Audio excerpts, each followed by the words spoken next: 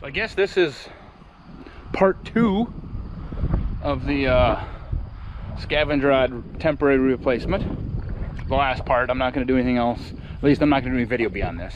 So it needs a good cleaning. All right, little progress on this pickup here. So perhaps you've seen the video of these wonderful, I'll just call them shackles, even though they're not. So that's a beautiful weld, isn't it? You normally, you usually have to pay extra money to get that much weld in there. So, but the problem is, they came out actually pretty easy, so they haven't been in there that long. This is a 2-inch square tubing. This is the replacement shackle. I can't find them for the 76 Dodge pickup. I looked them up for like an 86, 88, something like that. Boom, got them. Same exact thing, no difference.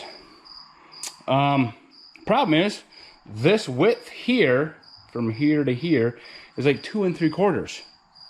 So you can kind of see a little bit of the gap there.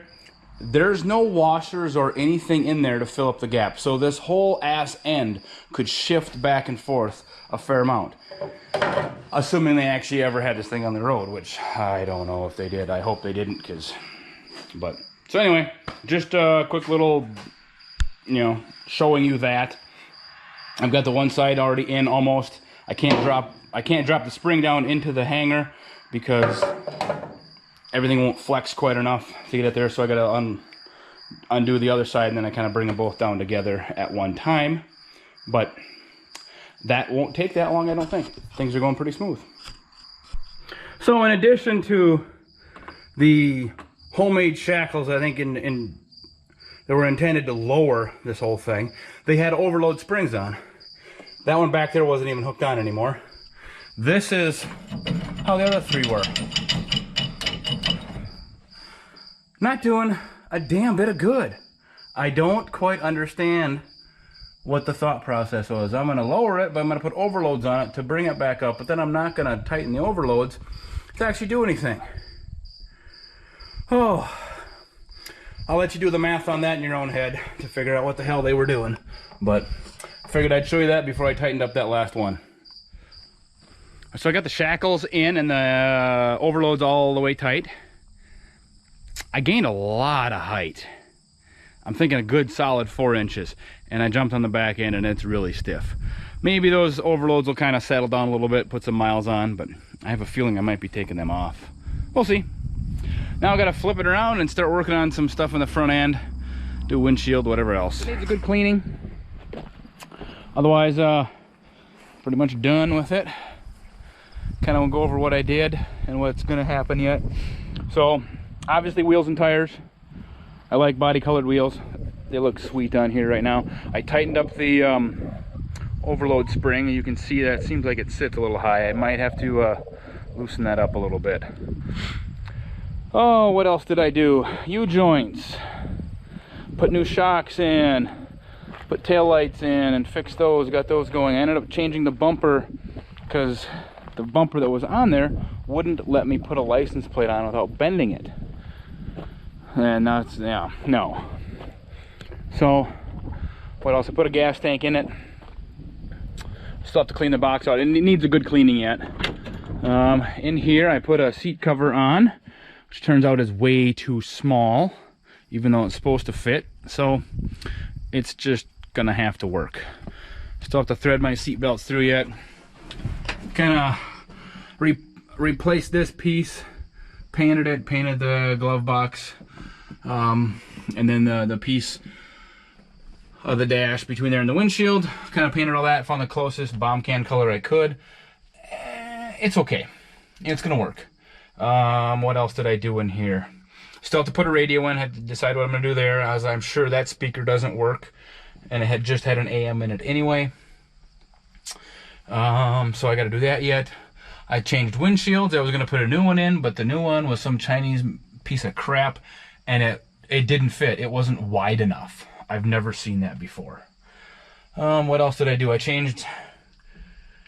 I fixed all the door locks. That latch over there was having some weird problems.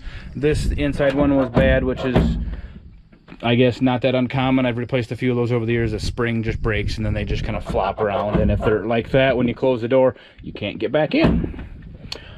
Put a different one of those on. I didn't have a blue one. Black is the color. What else did I do? And show you a little bit underneath the hood. I checked the brakes. They're all okay. They're gonna work for a while yet. I still have to change the alternator because this thing is supposed to have a single groove pulley on, and if you look, the belt's a little bit off. The guys I got it from, he had put a new alternator on. It didn't work, and it was frustrating because you think new alternator, you know, it should work. Well, that didn't work. Their voltage regulator was not working, and there were bad wires to it also. So there were 3 problems. So that fought me a while before I figured out what all was really wrong with everything. Put a 2-barrel carburetor back on it that had a 4-barrel intake and no carburetor. I had a temporary one on. This is intake and carb and air cleaner assembly, came off of my Scavange-Rod. It runs like a watch, other than being really loud right now. Put a different grill in it. Pretty decent one, actually. So yeah, and the other things I'm going to do yet, obviously exhaust. That's going to happen in the middle of next week. Putting a hitch on it. Like I say, I clean it up, do a radio. Depends on how it drives. I might have to do wheel alignment to it. We'll see. It seemed like it wanted to drive pretty straight. I've driven it down the road a couple times, half-mile out and back. And then just get all this stuff out, give it a bath tomorrow, and then it's off to the exhaust shop. Oh yeah, one other thing I gotta do, I'm gonna swap out this tailgate. This tailgate I just put on there just to help hold the stuff in. It doesn't even have a pivot on that side. So I gotta find a different one to put on. I was hoping to find a blue one so at least I didn't have to paint the inside. And then another cosmetic thing, these idiots, they're trying to go for this patina look. I don't know what they did. They stripped the paint off and they put some finish on, but you can kind of see just from sitting out, getting rained on, it's already starting to rust. Little here, little there, little all over the place, and just everywhere, just speckled like that now, which wasn't like that when I got it. So I think I'm gonna have to paint the hood, sand that down quick, and just give her a quick blast of paint, which I think it'll look better too. I hate that patina look on stuff, you know, especially when it's faked. That just looks like ass. Let's do a nice little side profile. Here we go. And you can see that stupid exhaust hanging down. There we go. Beautiful.